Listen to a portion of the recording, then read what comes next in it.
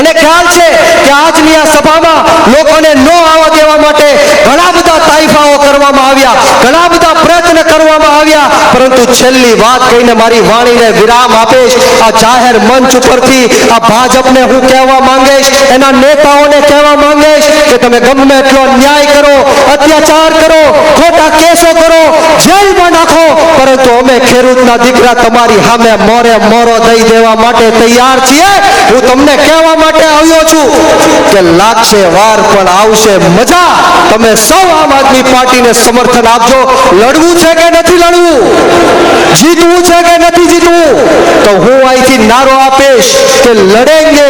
તમારે સવે બે હાથ ઉપર કરી તાળી વગાડીને કહેવાનું છે કે જીતેંગે. તૈયાર છો તો બોલો લડેંગે.